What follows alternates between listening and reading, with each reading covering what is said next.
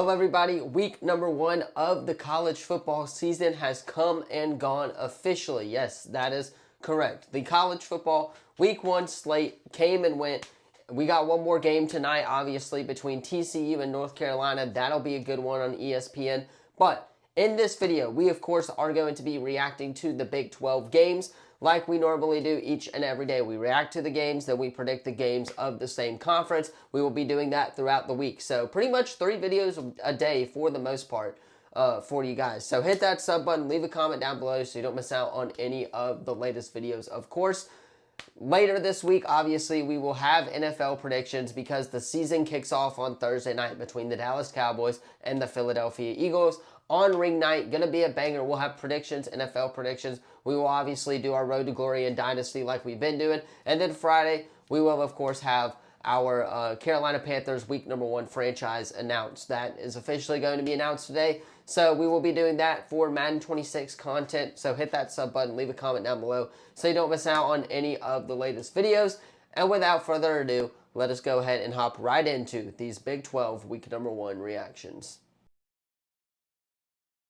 All right, so starting us off here in the Big 12, the first game on Thursday night, we had Jacksonville State going into UCF, and UCF struggled in this game, man.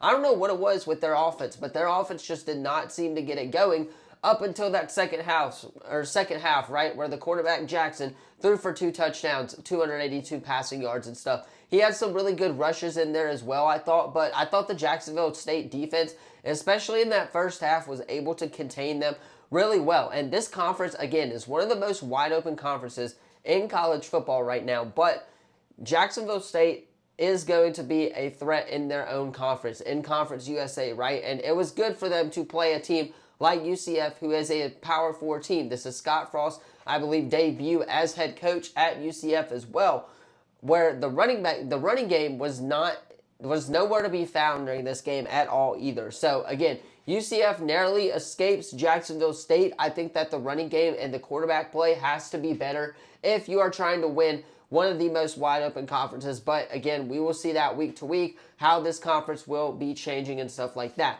Now, the next game is UT Martin at Oklahoma State. I thought Oklahoma State did what they needed to do. 27-7 type of game. Obviously, we pretty much knew that that was going to happen. An FCS team going into a Power 4 team doesn't really mix for success.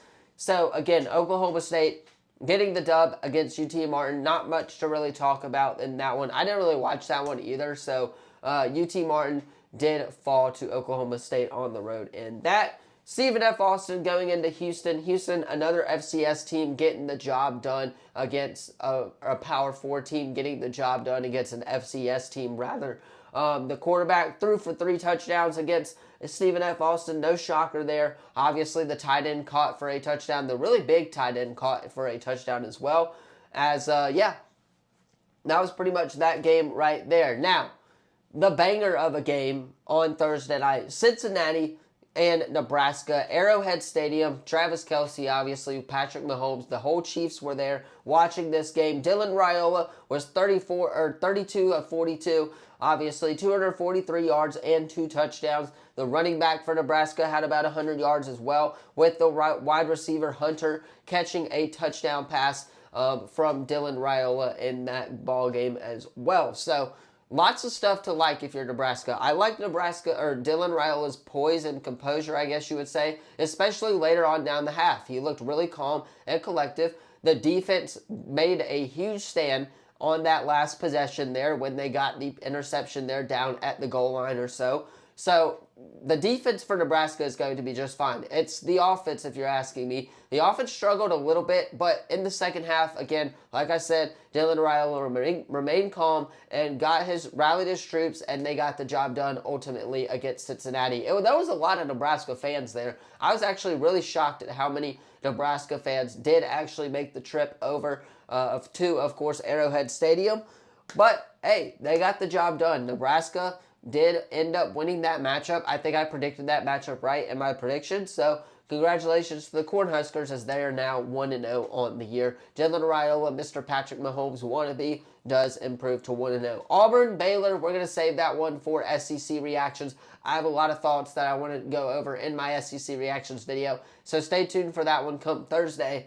However, Wagner going into Kansas, again, man, Jalen Daniels looking like the truth, right? He threw 18 of 25, 210 yards or so, 4 touchdown passes on the day, got the ball to his receivers, and that is what you wanted to see, especially against an FCS opponent where, again, they're not going to be as good as a defense that you are going to face in a wide-open Big 12 conference. So back-to-back weeks where it's looking like Jalen Daniels is finally figuring out the playbook, and we will see if they can compete in this Big 12 conference. Last week, Fresno State. This week, it's Wagner. Hopefully, next week at Missouri should be a tough test for them and Jalen Daniels, especially against an SEC caliber defense. That'll be an absolutely great game to watch on Saturday too. But the offense looked really good for the most part, and they've looked good in back-to-back weeks. So I'm interested to see if that's going to carry over and how they are going to carry that over against Missouri. So again, Jalen Daniels looking like the truth right now for Kansas as they get the job done at home against Wagner to improve to 2-0 on the year.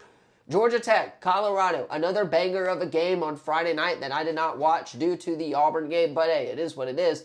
Georgia Tech getting the job done. Haynes King, obviously, getting the job done on the road, but Salter was the better quarterback, right? Threw for 100 yards, did pass for a touchdown. Haynes King did have 3 passing touchdowns in there as well, but he also rushed for 116 yards, which does help, especially against a lackey Colorado defense, right? So Georgia Tech looking like a really solid team in the ACC, and we'll save kind of that. We'll talk about that a little bit in our ACC reaction video coming tomorrow, so stay tuned. But Colorado, the defense struggled, I thought. I thought the receiving game was not there for Colorado either. They got some communication errors and stuff watching the highlights from that game. But Dion will get his troops together, right? So it was a good first test for them for sure, and we'll see how they will compete in this Big 12 conference as well.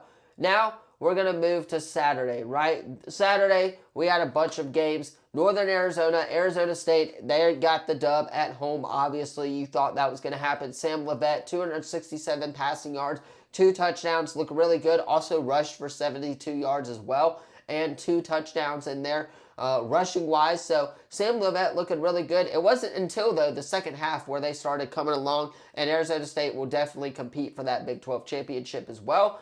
This game, though, was a very interesting matchup. North Dakota and Kansas State. I actually watched the final minute of this game just because I said, hey, why not, right? There's nothing going on in this LSU game right now. So flipped it over there. Avery Johnson, obviously, throw a touchdown pass to kind of seal the deal for Kansas State there last minute. He had 318 yards, 3 touchdowns as well. That's what you want to see week in and week out against Big 12 defenses, right? So if you want to be a contender in this Big 12 conference, that's what you got to see. And now Kansas State is 1-1 here after their Week 0 loss to Iowa State and stuff like that. Speaking of Iowa State, they took care of business as well. I thought Beck played really well, 3 touchdown passes, 200, almost 300 passing yards through the air as well. The running back, had a rushing touchdown on the day, and the wide receiver had a couple of touchdowns. So their offense was clicking. Yes, it was against a FCS opponent, but their offense was clicking at the right time as well. Texas Tech, they got the job done, 67-7 in a rain delay game. I thought that their quarterback played decent. I'm not going to say really good because, again, it's Arkansas Pine Bluff, but he played decent for what the game was. 4 touchdown passes on the day. Not bad for him as they get the job done as well. West Virginia shutting out Robert Morris. That was kind of expected. BYU shutting out Portland State. That was also kind of expected. Hawaii shutting out, Arizona pretty much shutting out Hawaii. Hawaii scored 6 points in there, a couple of field goals, right? But Arizona getting the job done. That's what you like to see. Obviously, Hawaii was the talk last week of them beating Stanford. But hey, they lost to Arizona, finally played a Big 12 caliber opponent, and they got the job done.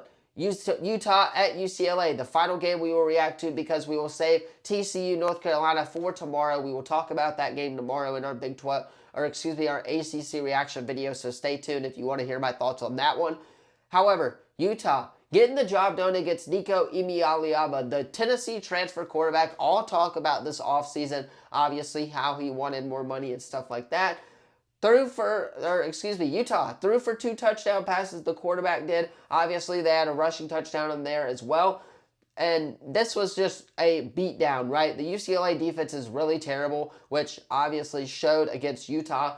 And Nico did not help that team at all. The little bit that I watched of this game before I went to bed, Nico Imialiava overthrew somebody and then turns around and throws an interception. So he struggled in that game, and it's going to take him a minute for him to find his footing here at UCLA, I think, as they do not get the job done against Utah, and Utah gets the win at UCLA to round out our Big 12 reaction video. Anyway, that is going to do it for Big 12 reactions. Let me know what you thought of the video in the comments down below. Don't forget to like, subscribe, turn that bell on, as we do our best to post on this channel every single day.